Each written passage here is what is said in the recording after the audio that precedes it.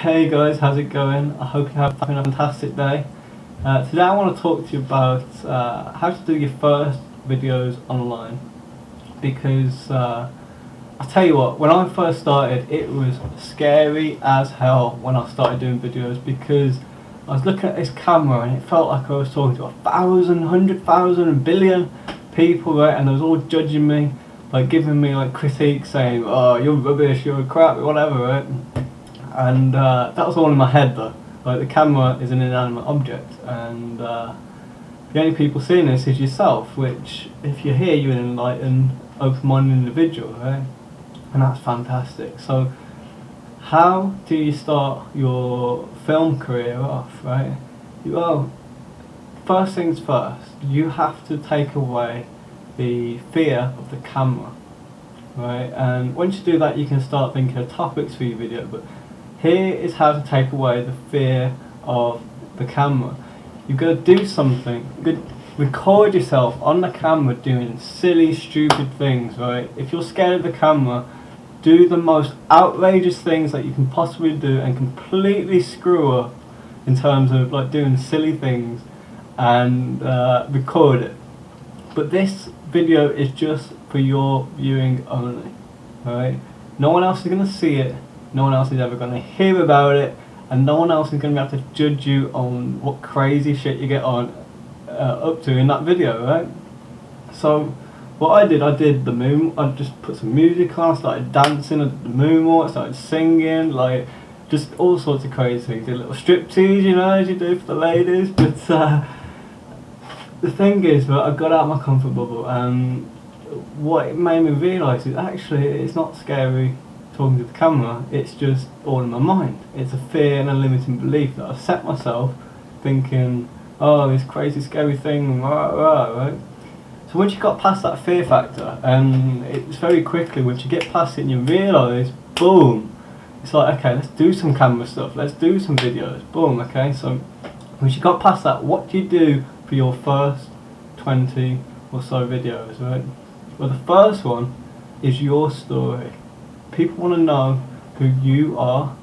They want to know where you come from, what you've done, right? So it's your story, and it doesn't have to be perfect, because nothing you do when you first begin will be perfect. So don't worry about it. Just get it on camera.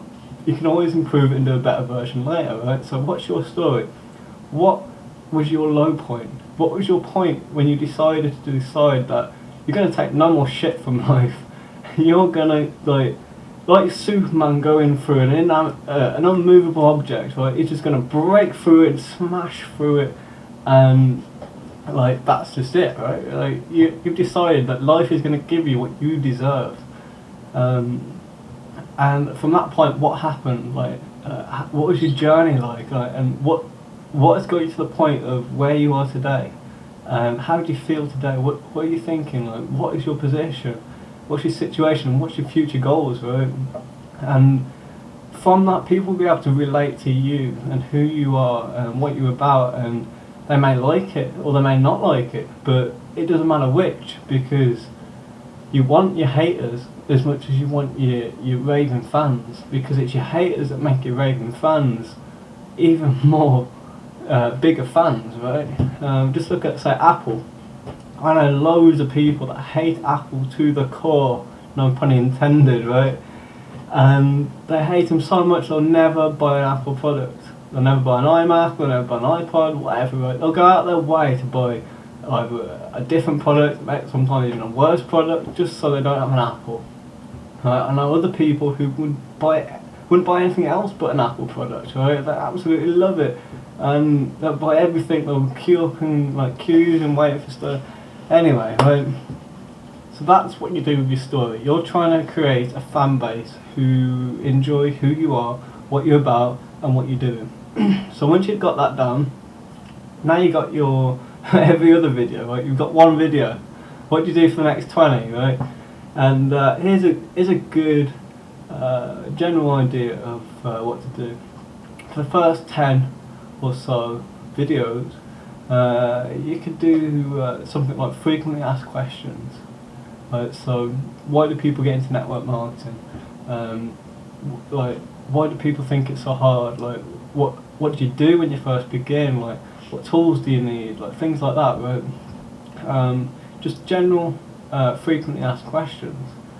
And this will help people that are not into network marketing get into network marketing. It will also help people to understand who you are, and that you know your stuff, at least the basics, right?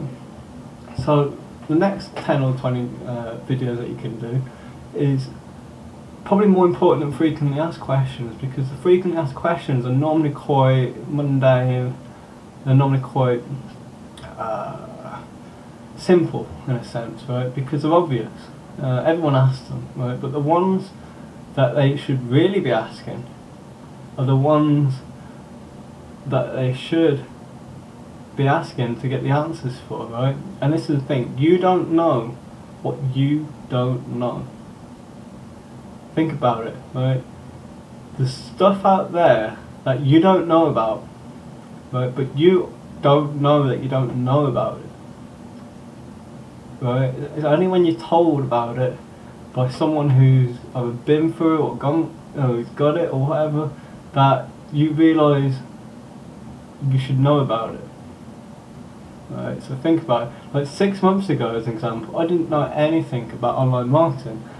I didn't even know what autoresponder was. I was getting emails every day from this online marketer, and I thought every single day they were sending me an email. And I was like, man, this is really nice, you know, like this person's really friendly, sending me an email every day, like. And it's only like a couple of months after that I realised, man, that was just an autoresponder. Like, they could have done that email 2 years ago. But it seemed really personal, right? But I didn't know what I didn't know at that time. So that's why those questions are so important. Like new people into online marketing don't know a lot about what they don't know.